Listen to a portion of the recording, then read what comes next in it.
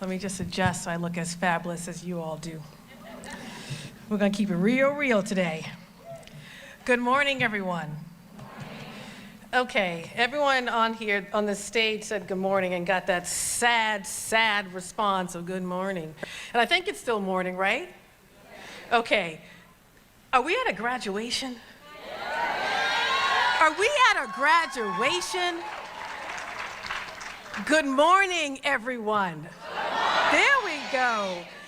Congratulations to the class, the fabulous class of 2025.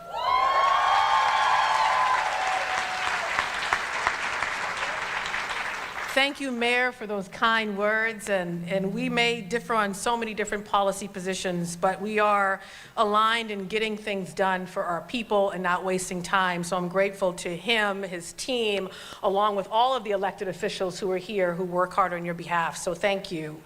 I also want to thank your fabulous and incredible president for the work that he does, the passion he has, not just for this institution, but for its people, its staff.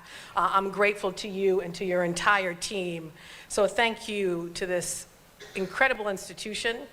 Thank you to the Board of Trustees. Thank you to the faculty, to the staff, to everyone who made today possible. I am grateful, and it's an honor and privilege to be here with each and every one of you. So thank you. You can give them another round of applause.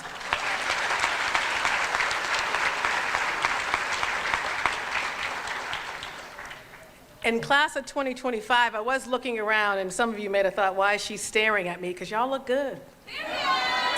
I just have to say, some of you had relatives, some of you got squads, but y'all look good.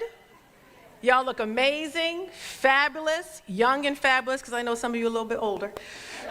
Young and fabulous. I'm thrilled and humbled to be here with each and every one of you, but I think what you will hear throughout this day, that today is indeed your day. It is not about us, it is about you. You've made it, you are graduating. It's a testament to your passion, your hard work, your discipline, and your grit, and your determination. You worked hard towards your goals, and that should be acknowledged, and that should be celebrated. And I want you to take a moment, because I think sometimes these days, all these special occasions we may be a part of, they come and go so quickly. So I want you to take a moment to just look around. Look at your peers, your colleagues, turn in the back, look at your squads, because some of you got about 10 family members in the corner shouting for you. But just look around. Look at the diversity of this class and take it all in and give yourselves a round of applause for everything you have accomplished today.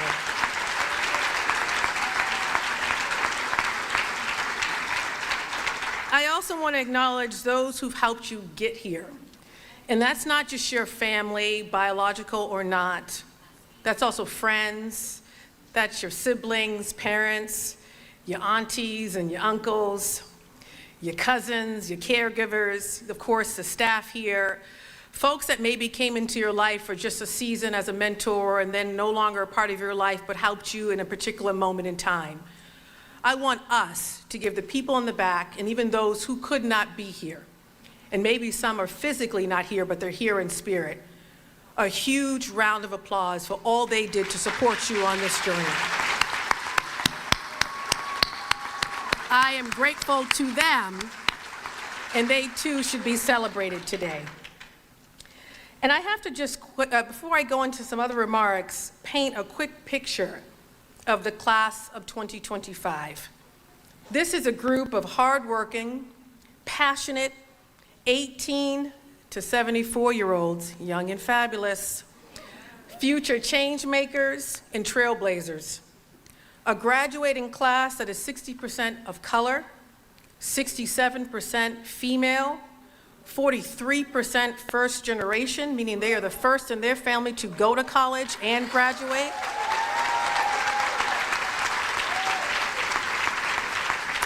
You are part of a student body that represents a diverse cohort of communities, not just from across this state, this Commonwealth, across the country and across the globe, including 6 different states and 32 different countries.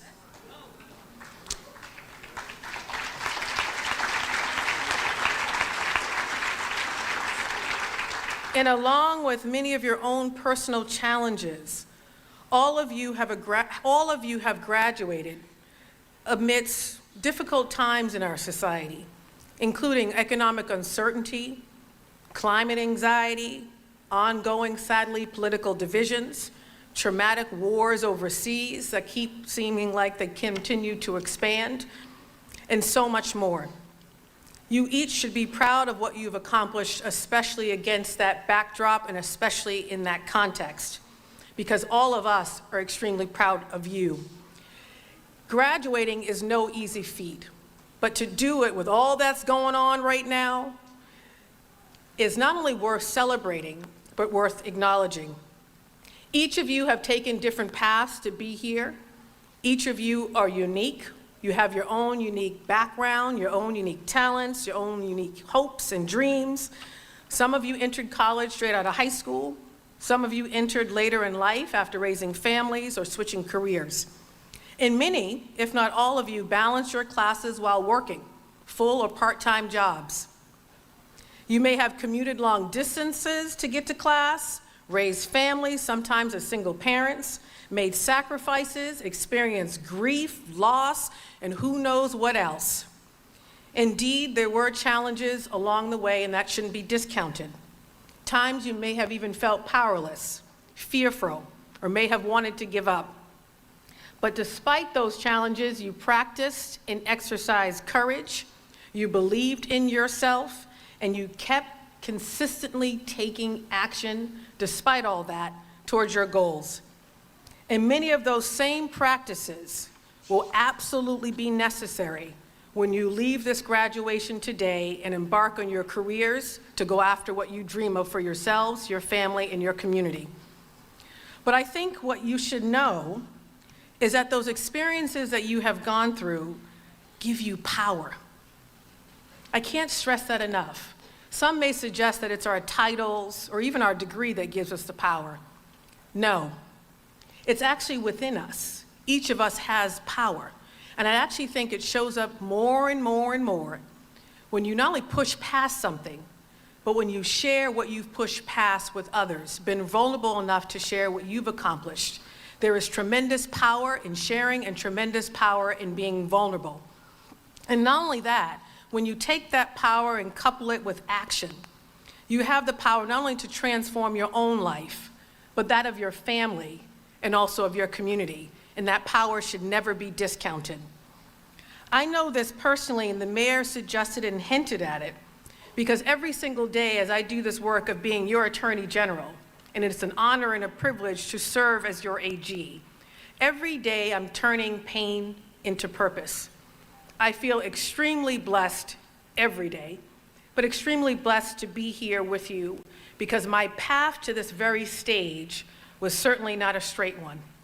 It was filled with people who along the way helped me, along with the significant grace of the God I serve, and along with so many others along the way who would allow me and help me become the person I am today.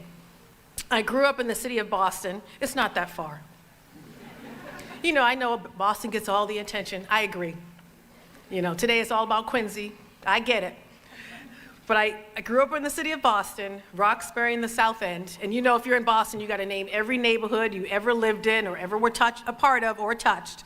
But Roxbury in the South End. And actually, when I was 8 months old, my mom actually died in a car accident going to visit my father, who was in prison at the time. And my father was incarcerated for the first 8 years of my life. So my brothers and I bounced around. We sometimes lived with my grandmother, who did the best she could, but at times struggled with alcoholism. And when she was in the midst of that struggle, we lived in the foster care system or sometimes with relatives, just bouncing around until she got back on her feet. My father would get out of prison when I was 8 years old, and although he was a quote-unquote criminal, would do the best he could. He stressed the importance of education. We grew up poor, we lived in public housing, we didn't have much.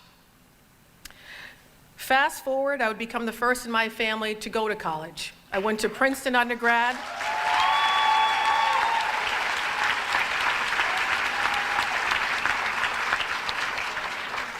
And I went to UCLA Law School, the first in my family to also go to law school and graduate. But my father probably could have been extremely proud the day I got accepted to Princeton.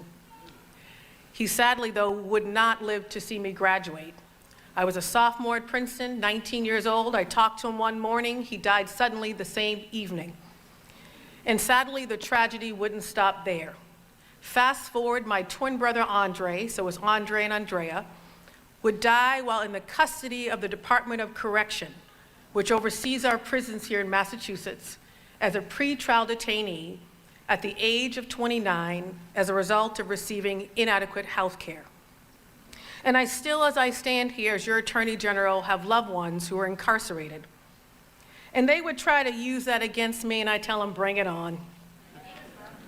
Because I know everyone has their own story, but mine is a testament not only to truly being blessed, and I stand in my faith and blessings every day,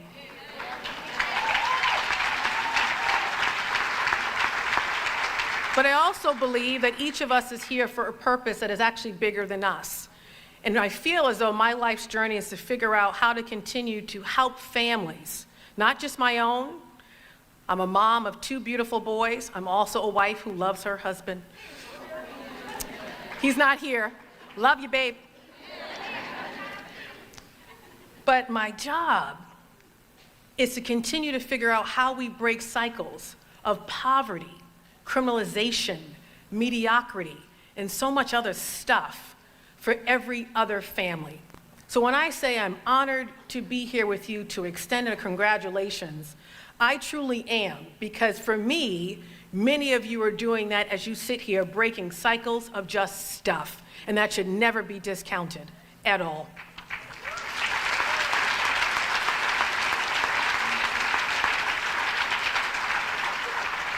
You've broken cycles, I've broken cycles, we've broken cycles.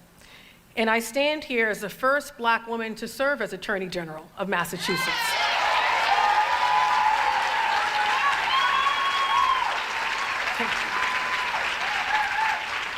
And I don't share my story to compare or to compete.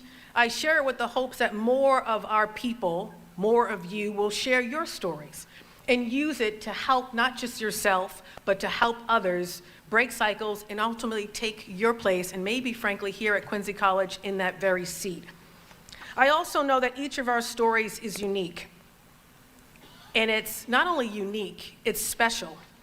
We may want to run away from our stories, hide it because of shame or something else, when really it is the very thing that helped us push through whatever to get to where we are, to sit here and to keep going and going and going and going. And ultimately, the effect of that collective sharing, the effect of that collective storytelling and that collective power, can you imagine the power it has, not only in our state, but across this country and in the world? That's how powerful we are. When I say the power is within us, it's not external to us. I do want to leave you with a few lessons I think I've learned along the way that are important, especially as you leave here and go out into the world. The first, I think, is the importance of courage, and your provost hinted at that earlier. It is significant. Maya Angelou, and sadly in this country, they're trying to erase her. Even her books, they're asking the federal government, not to get too political, is asking to remove Maya Angelou from our bookshelves. I would hope we would fight back on that, because she was a great poet and a great inspiration. I had the honor and privilege of meeting her when I was in middle school. Talk about someone who comes in your life in a season or moment. And in middle school, this was when most of the hardship of my life was happening. Difficult times. And I remember her presence. But there's a quote from her that I equally remember that says, "Courage is the most important of all the virtues, because without courage, you can't practice any other virtue consistently. You need it.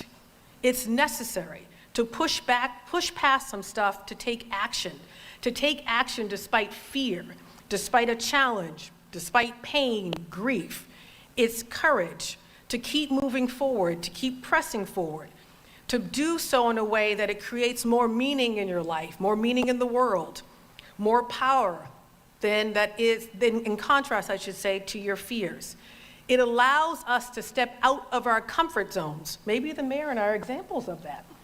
to get to know one another as human beings, as family members, as public servants, to not only get to know each other outside of our comfort zones, but it helps you heal, to overcome some stuff, to bring about change.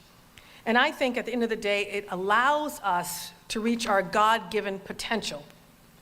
And one thing I love about Maya Angelou, particularly her story, is she grew up in the Jim Crow era segregation. She absolutely faced discrimination, poverty, racism, and sadly, sexual abuse as a young child. Abuse that literally caused her to become mute for several years. But in the face of those challenges and practicing courage, she allowed her story to allow others, through her literature, through her writings, through her poetry, to not only share their stories, every facet and every part of it, including the hard and difficult parts that some may not want to share publicly, but to allow us to do that. And in doing that, she found her voice again and would eventually go on to give the inaugural poem for President Clinton. Coming from her background, it was a game changer. But I also want to lift up someone who was close to Quincy, because I said it's all about Quincy College in Quincy today, I didn't forget. And that's Abigail Adams. I think when I was walking in the conference room, or at least one of the doors had her name in this hotel. And some may forget that she's from Massachusetts, a connection to Weymouth, but also Quincy's own Abigail Adams. In a time when women's voices were silenced and slavery was the norm, this incredible woman advocated for women's rights. She called for the abolition of slavery and so much more, and even reminded her husband, who was going down to talk to all the men, because most of us in this room were not invited to participate, to say, don't forget the ladies, using her voice in such a way that it would transform how he showed up in those spaces when drafting the very constitution of this state, which, by the way, is the first constitution in the country. It informed the federal constitution, but informed how he would show up in those discussions. Game changer. Exercising courage. And so I think sometimes we may see a sign or a logo that says, do courage. I can't stress how important it is when you leave here, because the challenges won't stop, to keep exercising courage. And when you forget what it feels like or what it looks like, go back to your own story and remind yourself when you had a moment where you had to exercise courage to become a graduate today. Two other points I want to make besides courage. Courage is the first step, but conviction and self-belief are the second. And what I mean by that is living and working with conviction. This idea that regardless of what's coming at us, we are aligned with our values and certain principles, and that we are unwilling to sacrifice them to do away with them. You may have heard me throughout this, and this is in respect to every faith tradition that is in this room, but I talk about the God I serve. I was at my church yesterday praising Jesus all day. I don't leave that outside the door. I don't leave it off to the side, always in the respect of someone else's faith tradition. But let me tell you, people, you need something in these moments in time. You cannot overcome fear or the madness of the world, and the madness, sadly, is not going away. I think it's just beginning. But to stand in who you are with a confidence of whose you are, without some type of conviction. And it's conviction that is formed not just by respect and kindness, which absolutely, that is at a minimum what we should be afforded to other people. But conviction actually starts with this idea that you look at yourself in the mirror, and because of either a faith tradition or something else, you say simply, I am somebody. Let me say it again. I am somebody. Actually, can you all repeat after me, the graduating class? Because I think some of you don't even know you are somebody. Just say, I am somebody. I am somebody. Okay, she had it, right? I am somebody. Thank you. But can we say that again? From the young person to the close to 74-year-old, young and fabulous. I am somebody. I am somebody. I am awesome. I am awesome. I am young and fabulous. I am handsome. I am beautiful. I am amazing. I'm bad. I was about to use another word after that, but I want to be careful because we got children in the room. But it's not only standing in that conviction and that belief of who you are. And let me tell you, when you go after your dreams or that job someone says you should not apply for, or Attorney General, and they tell you, I don't think you should run. I don't know if this state's ready for you. You better believe in yourself. You better have something connected to conviction that says even in the midst of what comes at you, you still stand in that and you push ahead and you shine such a light in that conviction that those around you find it to be contagious. I can't stress it enough. And this conviction is not just about ourselves. It also informs and should inform how we treat other people. Seeing the humanity in everyone we come across, regardless of their decisions or choice, regardless of their identity. Respect, compassion, humanity. This is what we also need in this time, and I would say, my God, my conviction also allow me every day to see that in other people. And in this moment in time, I think it's equally important as you look yourself in the mirror and do whatever affirmation that comes to you, that you also at the same time remind yourself to show that same love and affection to anyone you come across. I think it's so important, especially today when so many people are living in fear, not feeling important, and not feeling like they are somebody. Last but certainly not least, I think the third lesson, and it doesn't even have to be a lesson, but I just make it one because I can, and they just allow me to speak today, so I'm just going to do it, is to just have joy and hope. I don't have a choice but to lead and be with joy. Number one is because my middle name is Joy after my biological mom, so I just don't have a choice. I just have to be in joy, I feel like every day, all day. But I also think my faith demands it, that I exercise that joy and hope every day, regardless of what's gonna come. I'm like, okay, bring it on, trusting in you, to acknowledge that trust by standing in joy and standing in hope. But I also think it comes by the fact that I get to interact with so many people, with so many incredible stories. And if we were to go across this room and ask each of the graduates to share their own, I would just like to think that too, in the moment of this, in the time that we're in, would give me hope, joy, and inspiration. And I actually think it's incumbent upon elected officials and leaders to not only extend gratitude to you for sharing your story and being who you are as a constituent, whatever it is, but in our actions to demonstrate that your story also gives us inspiration. And by exercising that joy and leading with that, I think does it extremely powerfully.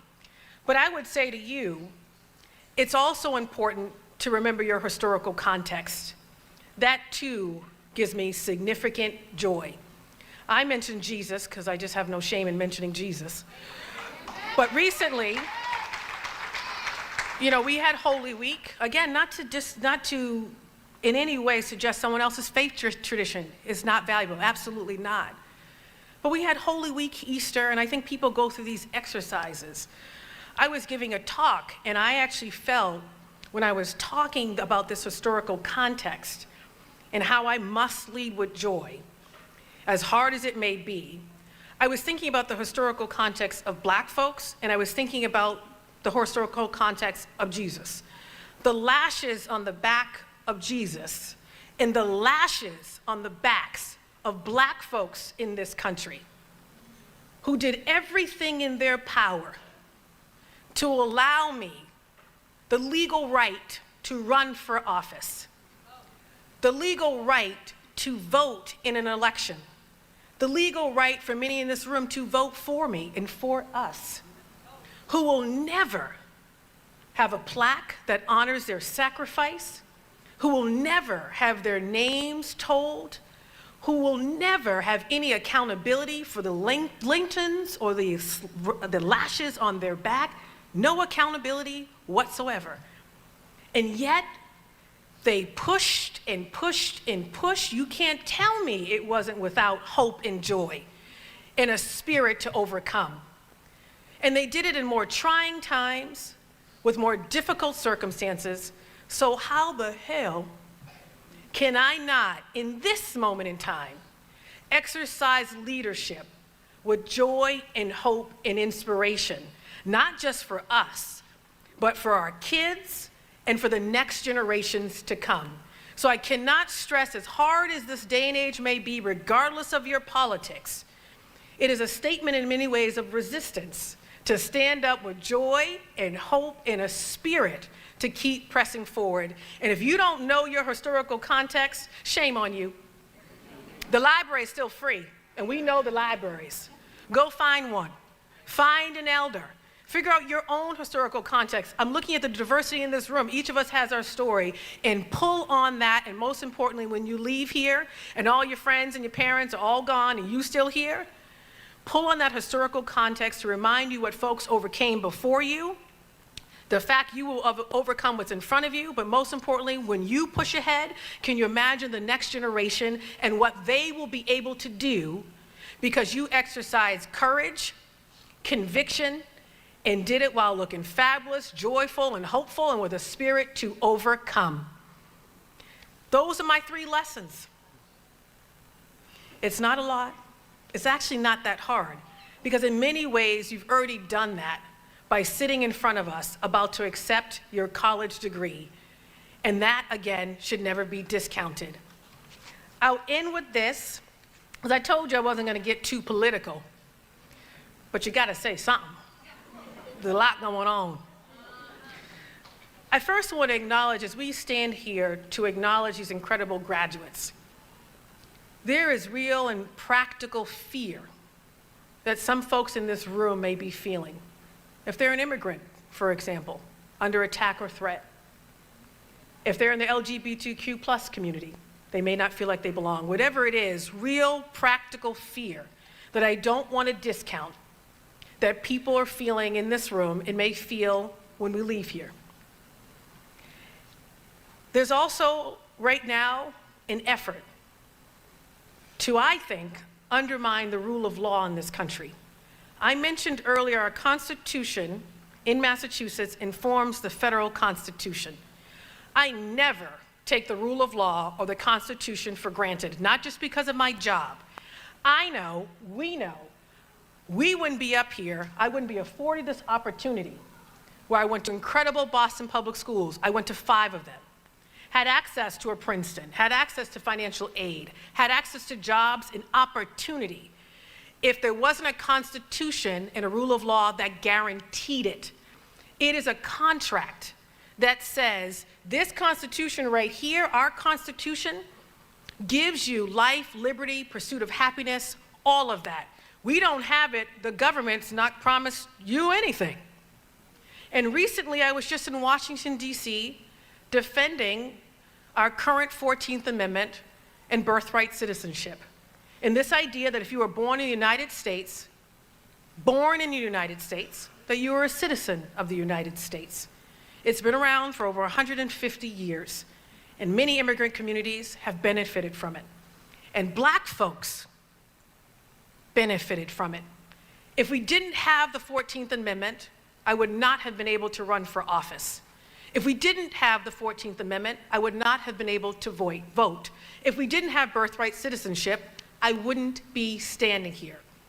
And if we can do away with the 14th Amendment with a Sharpie or a pen, the Second Amendment may be next, the First, or any amendment that you prefer.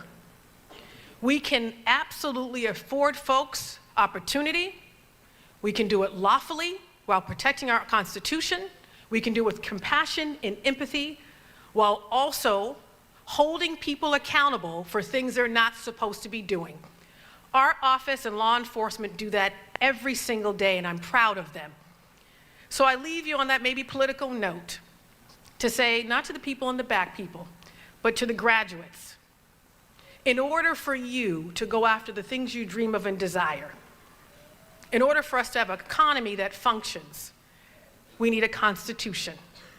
Open your eyes, pay attention, don't get distracted by the noise, and ask yourself how you're going to use your collective gifts, your degrees, to advance the cause. And what I mean by that, to maintain the rule of law, which even allows this very institution to prevail and to be as incredible as it is.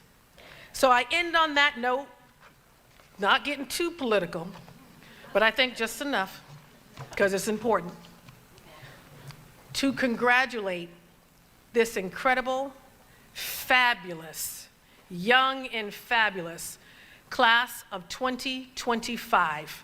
Celebrate today, enjoy it. If you're gonna drink, do so responsibly, don't drive. Get a ride, get an Uber, whatever, have a loved one pay for it. Eat, have the dessert, do all the things because you've earned it, you deserve it, and because you are somebody. Thank you all for having me.